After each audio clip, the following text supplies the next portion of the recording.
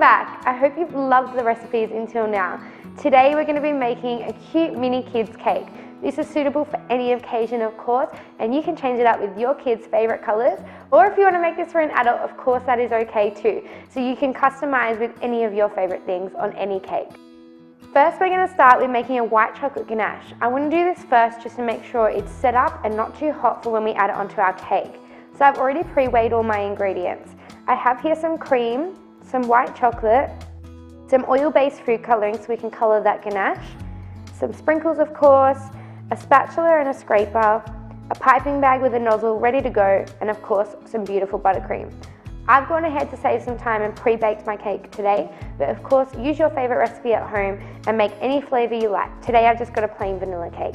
And this is mini size of course, because at the moment we currently are in isolation and we don't want to put on too much weight, or if you're like me, I don't want to put on too much weight, so we don't want the temptation there because the fridge is already packed full of food and I can't stop eating. So we just want a mini size just for us two to celebrate tonight.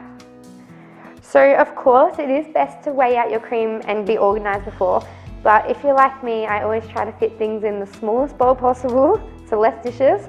So we're pushing it to the brink, yeah, but just be careful, try not to make too much mess at home.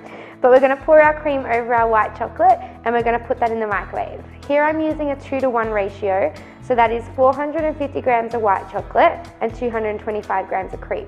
We're going to pour that over and get it in the microwave for 30 seconds and we'll be back to stir it.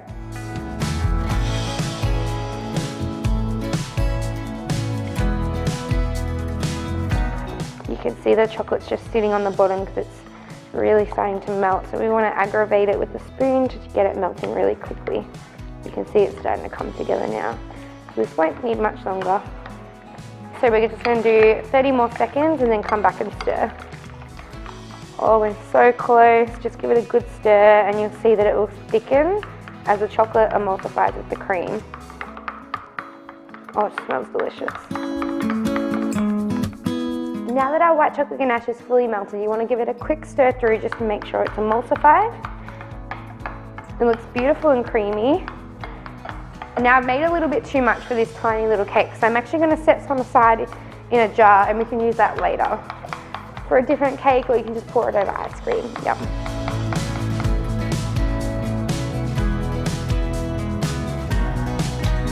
So while my ganache is still melted, I'm going to actually colour it now. So I'm going to take my Color Milk blue food colouring. This is an oil-based food colouring. So when you are colouring something that contains chocolate, it really is important that you use the right food colouring, otherwise you will split, and we know how expensive chocolate and cream is, so you don't want to waste it. So I'm just going to give it a good shake to make sure the oil's mixed in with the colour. You can find these at any good cake shop, so I buy these online from Caker's Warehouse.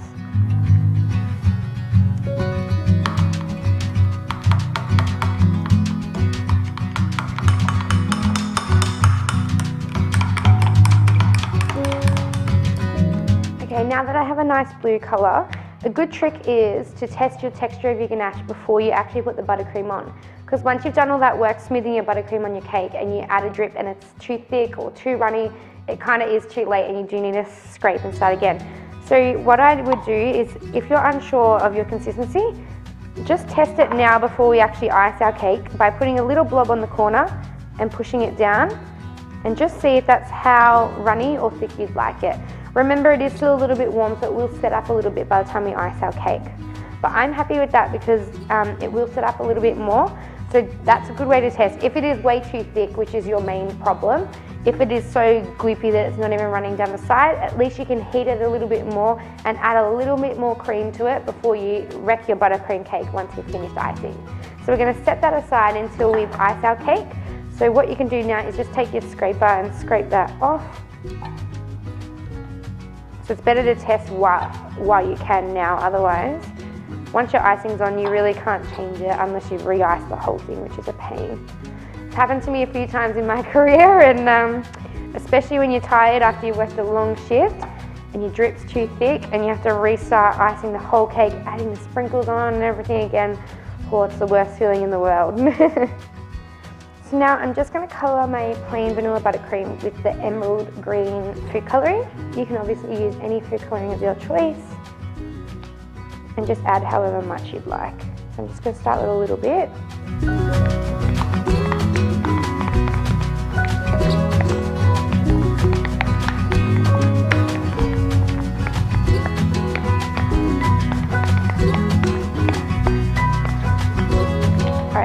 perfect for what I'm looking for. So now I just want to take my spoon and put a big blob on top, and we can start spreading it all over the cake.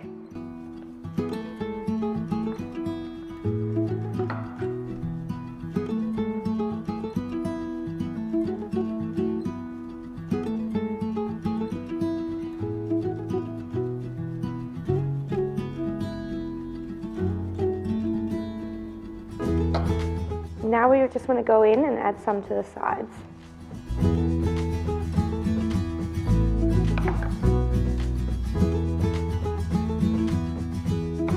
So you want to add a generous coat because we are going to scrape a lot of this back, and you don't want it to keep adding constantly more buttercream just to get it smooth.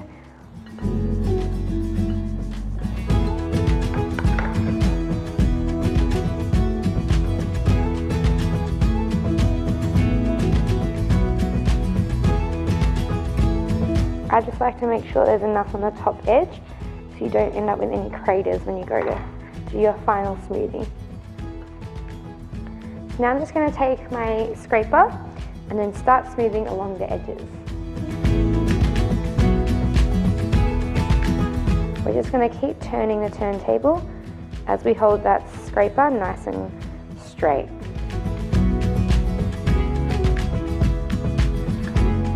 I'm just going to stop and wipe off that buttercream just to make sure we have a nice clean surface. Just go along the bottom and clean up that bottom edge every now and then so you can kind of see exactly what you're working with. We'll clean up that properly with a nice clean cloth at the end, but just as you're working it is nice, then you can kind of see exactly where your bottom line is. As you can see now, that's nice and smooth, and I didn't have to be fussy and keep adding more buttercream all the time because I had that nice thick layer at the start, and I made sure I had plenty on that top edge. If you'd like, if you're not adding a drip to this cake, you could actually leave that edge. It's really on trend at the moment to have the rustic edge, but because I am going to add sprinkles and a drip, I'm going to go ahead and swipe off that edge now. It's really important just to make sure that you clean your spatula every time, and you'd rather take off a little less pressure and then go back and fix it up than take too much and then ruin your sides.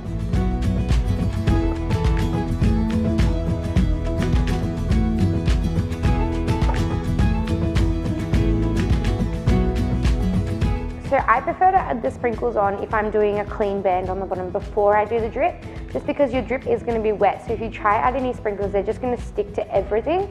So I actually prefer them to be on the bottom buttercream layer. So I'm going to go ahead and add some of them onto the bottom now. Today I'm just going to do a small band around the bottom just for something simple.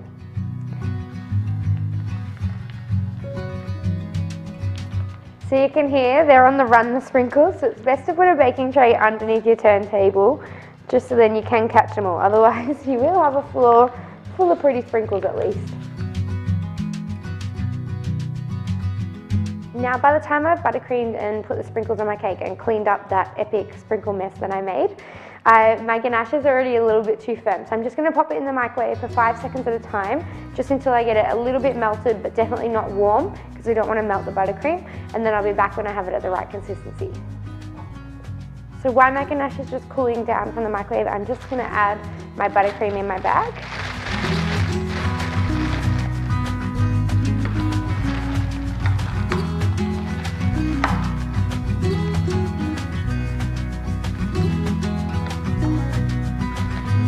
I've just got a round tip here today, but obviously use whatever you prefer.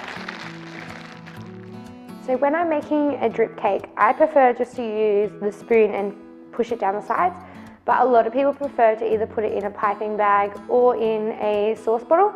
So do what you prefer, but this is the way I like to do it.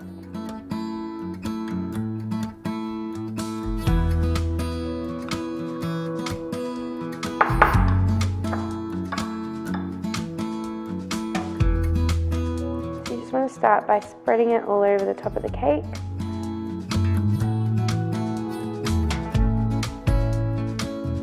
And then we just want to push a little bit down the sides. You will get some natural drips form. You just want to try help that along a little bit.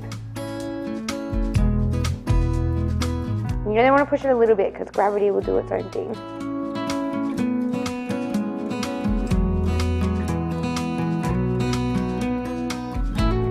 want them to be a little bit different sizes, so that's perfect when it naturally drips a little bit itself.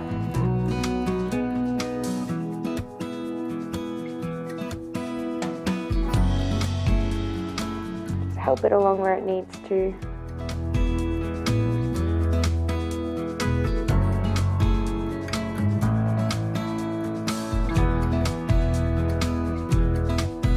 As you can see, by the time you finish one side, the other side's already nice and dripped. Now I'm just going to get my buttercream. Obviously you can be really fancy with this, but I understand a lot of you guys are baking with your kids at home, so you don't have time to be really doing lots of fancy things. So drip cakes are a really easy way to make it look amazing with little to no effort. So today I'm just going to keep it really simple for you guys and do some buttercream piping on the top and just some sprinkles, so that can be easily replicated at home. So I'm just going to start by adding a buttercream dollop, and then I'm going to keep going around in a circle and just keep pressing around the ring of the cake. Just try to keep your sizes consistent, as that's what makes it look professional when they're nearly a similar size when you get to the end.